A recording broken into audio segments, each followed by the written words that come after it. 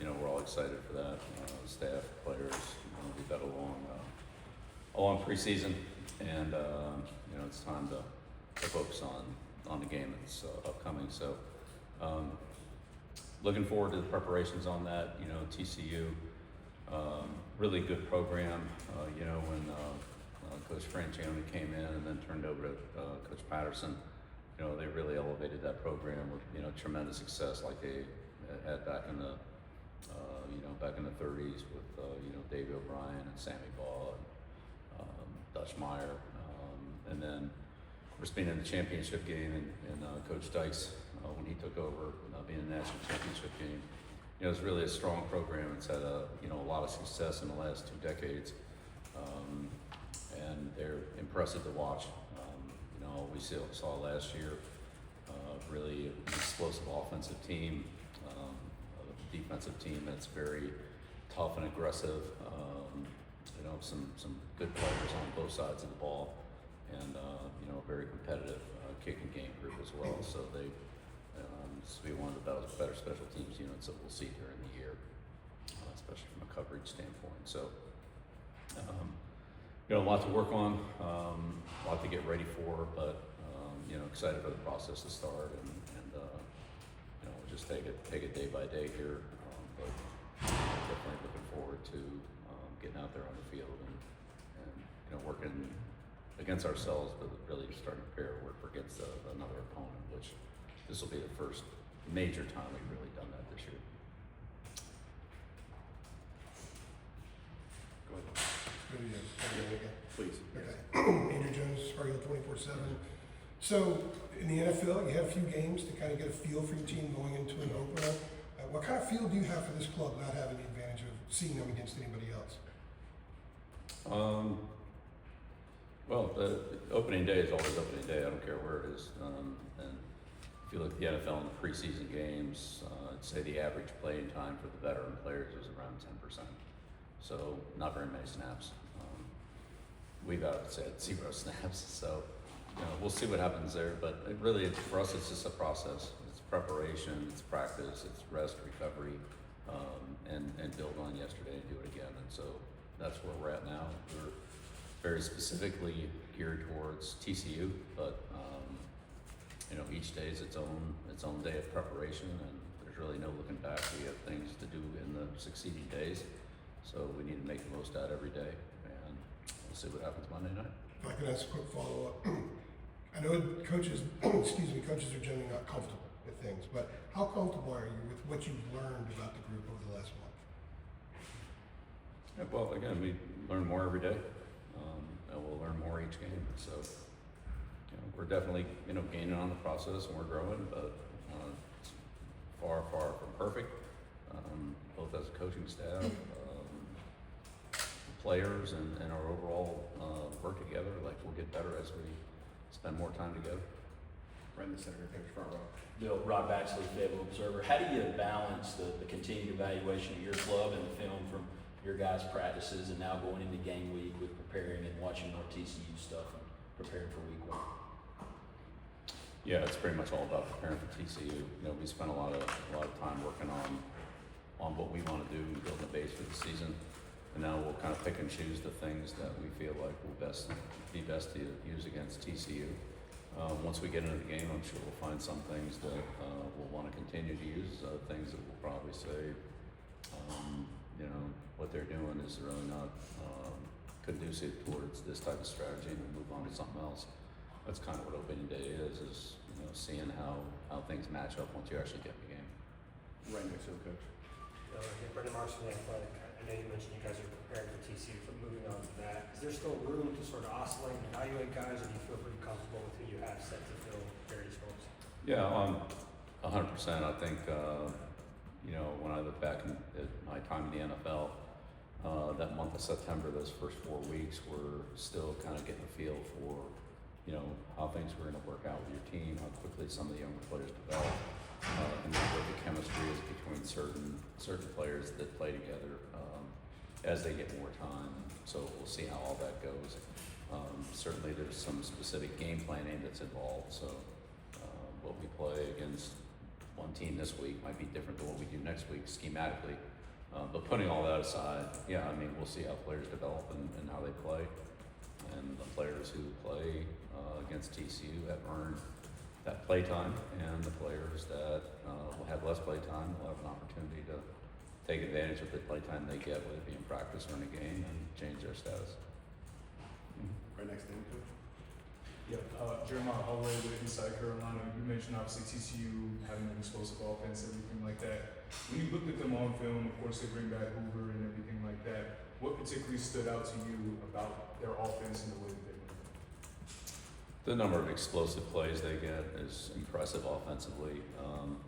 They can throw the ball down the field, go routes, post routes, seams, things like that. They also can throw the ball on some intermediate type throws, like slants and quick in cuts, things like that. And then they have plays behind the line of scrimmage, screens and hitches and so forth. They make a lot of yardage on with the ball when the receivers get the ball in their hands. They're very good after the catch. Now some of those guys are gone, but they also brought in some explosive players that we've seen. So we'll see how that goes. But it's a good catch and run team. If you let them throw it in front, you've got to do a good job of tackling, and they do a good job throwing the ball over the top, and they also have a good intermediate game. So they really make you defend, all the blades of grass on the field, the sideline to sideline, and the line of scrimmage to 50 yards down the field. So you've got a lot to defend, and they do a good job of attacking all of it. And where you're light, that's where they want to throw, and where you're heavy, they go somewhere else. So they're a tough offense to match up against. Coach Pryles, Coach Dykes do a good job of putting stress on the defense, and this is one of those games where defensively, like, everybody will have to really do a good job with their responsibility. You can't cover a receiver and stop the run. You can't cover a short zone and still cover the middle zone. Like, you've got to do your job, and everybody else has to do theirs. And we have to play good team defense. We have to tackle well. On the left, coach, front row, Adam. Adam Smith, Inside Carolina, Bill. With Gio Lopez, you guys have had him now, I guess, for 3 months, and the process of getting him up to speed with the playbook, running the offense, just how would you evaluate how that has gone from, I guess, August 2nd, and you got on the field for the first time, till now? And do you feel comfortable with him, in the whole playbook, I guess? Well, we don't really have a whole playbook. I mean, we do, but we don't, because we wouldn't do everything against everybody.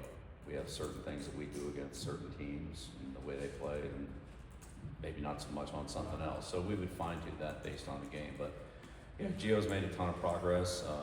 We've evaluated things through training camp, and as now we get ready for TCU, he'll be our starting quarterback. So we'll give him the majority of the reps in practice, and make sure that we get him as much preparation as possible. But everybody needs to be ready to go. But I feel very comfortable with him and what he's doing. But he'll get better as we go forward, because we have a lot of practices in front of us, and a lot of games in front of us, and we'll all learn a lot from those. So I think he's ready, but I think he'll be, like everybody, more ready as we go forward. On the right here, second row. Hi, Bill. Shelby Swanson with the Fundraising. In speaking to some folks with the Rams Club, they said that you've been very involved with some, fundraising events that happen sort of across the country. I know you've been in Nantucket. What have those conversations with fans as part of those visits been like? And are there any conversations that stick out to you, especially if you're somebody that appreciates the history of UNC football as much as you do? It kind of got me off guard. I thought I was going to get TCU questions. But no, it's fine. I've done most of those with Michael, but not all. But those have been, honestly, they've all been great experiences. Connecting with mostly UNC alumni, but not exclusively. There are a lot of other UNC football and UNC backers at various events that we've connected with, and the support's been tremendous.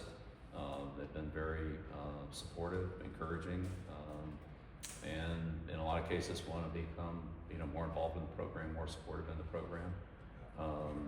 They've asked questions about, what we're doing, and certainly there's a new landscape in college football that we've talked about with, general manager, head coach kind of model. So I've got a lot of questions about that, a lot of questions about NIL and, how that's going to work and so forth.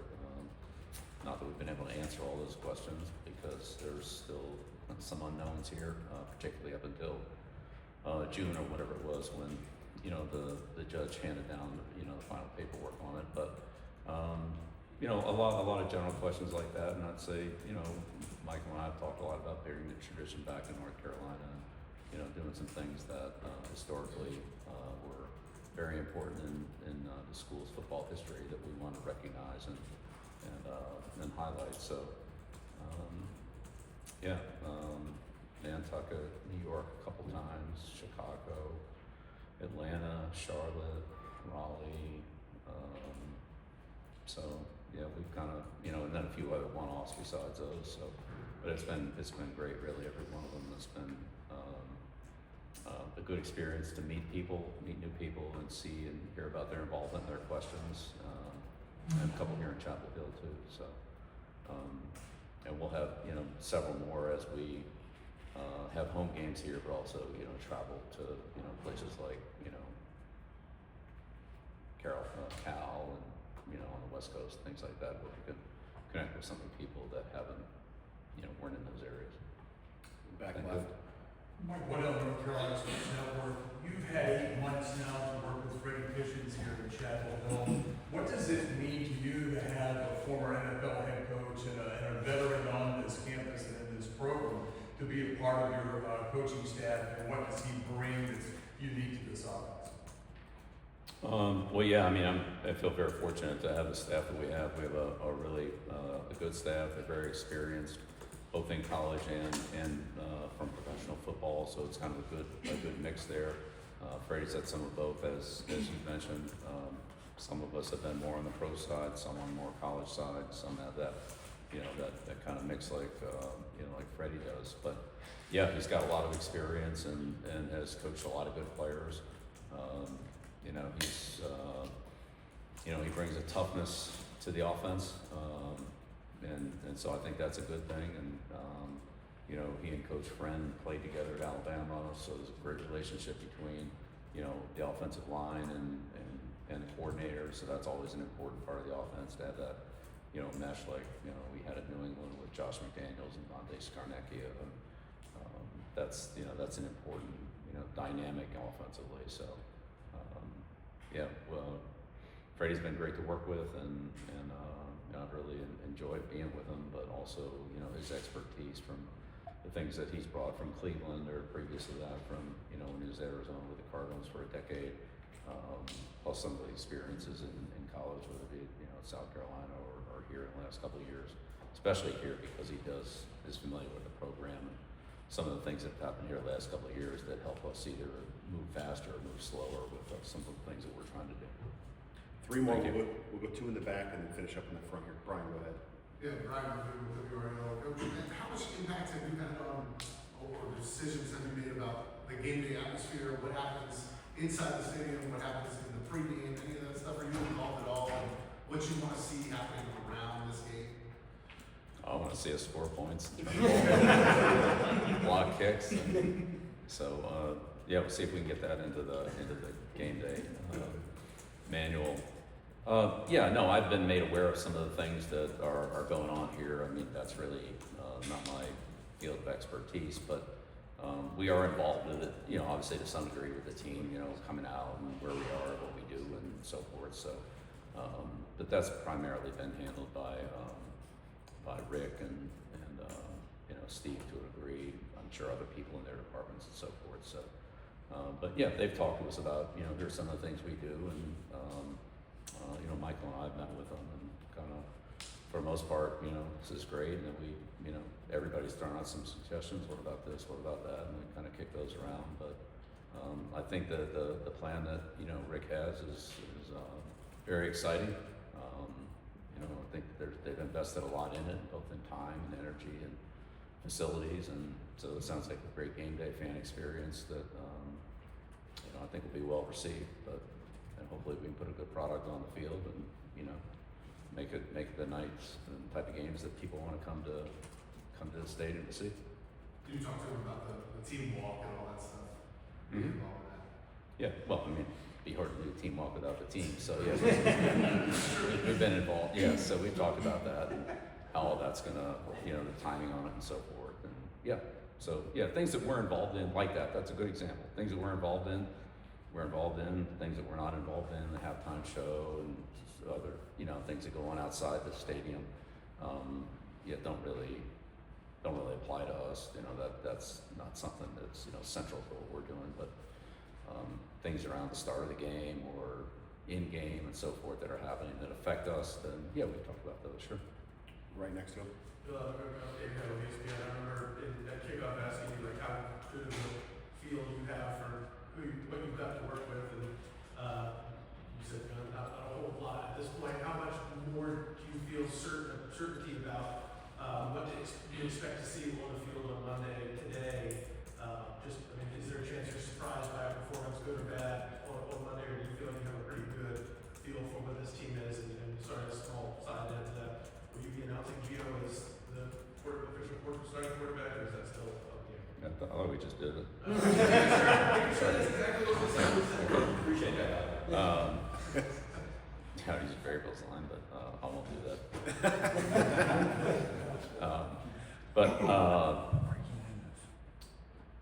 Yeah, again, I've been through a lot of opening days, and every one is the same in that there's some things you kind of feel good about, there's some other questions that you have, and then as things unfold, you find out how good you feel about the things you feel good about and how good you feel about the things that you were worried about.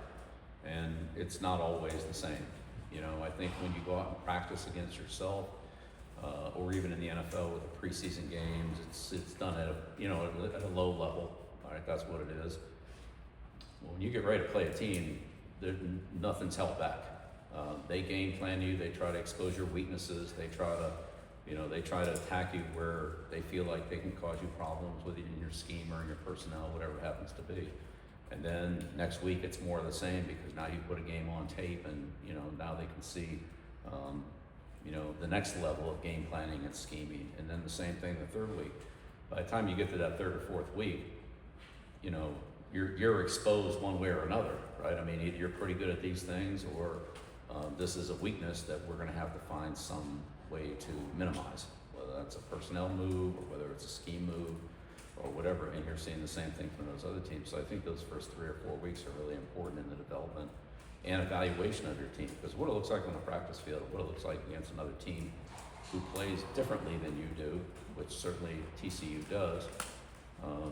Our evaluation of how we play against TCU and how we play against ourselves in practice could be very different, or not. You know, we just don't know. So, but those first 3 or 4 games, once teams get a chance to see you on film, and you get a chance to see your own team and how they perform and where you feel like you can be effective in attacking your opponent, probably are different from week 1 to week 4. Last one right here in the front. No White Stop Target 24/7. The national attention on this team, it just seems unavoidable for your players. How have you and your staff sort of navigated that leading into a game with so much national attention on Monday? Yeah, just control. We can control. You know, we can control our preparation, our attitude, and our work ethic going into the game, and then how hard we compete in our communication. So,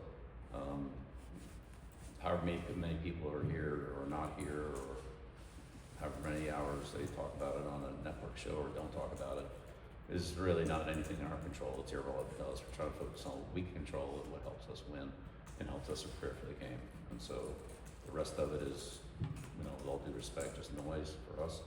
We have to focus on our job and, you know, let you guys do your job. Thank you. All right.